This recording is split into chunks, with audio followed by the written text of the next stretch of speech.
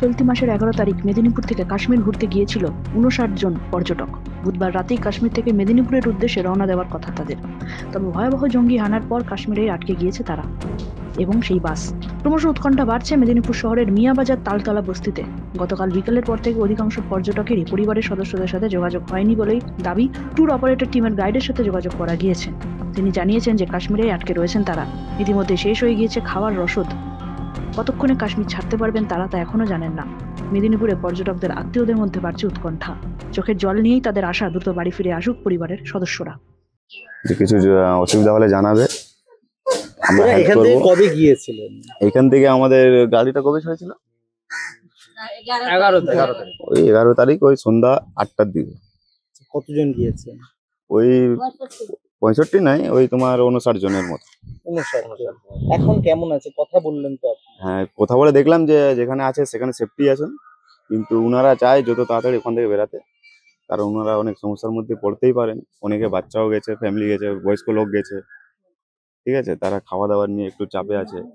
বাসে যতগুলা রেশন নিয়ে গেছিল মোটামুটি রান্না করে খাওয়ানো হচ্ছে সবাইকে।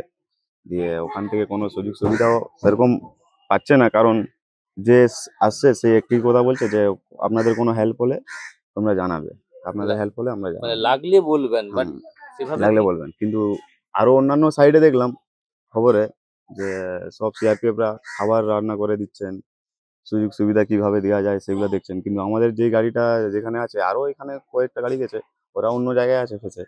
আমরা আছি এখন পর্যন্ত ওই শ্রীনগরে একটা লজের মধ্যে, ঠিক আছে। গতকাল এই কথা হলো। পেহেলগাঁয়ের ওই দিকে ছিলেন আপনাদের টুরিস্টরা?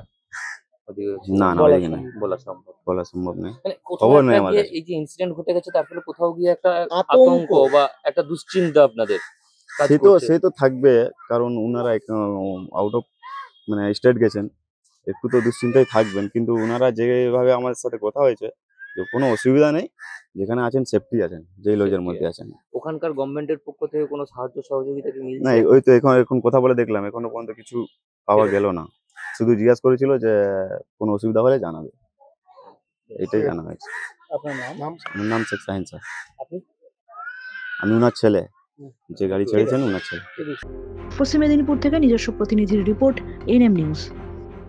আরও খবরের আপডেট পেতে সাবস্ক্রাইব করুন আমাদের ইউটিউব চ্যানেলটি আর বেল আইকনে ক্লিক করুন নোটিফিকেশনস পেতে।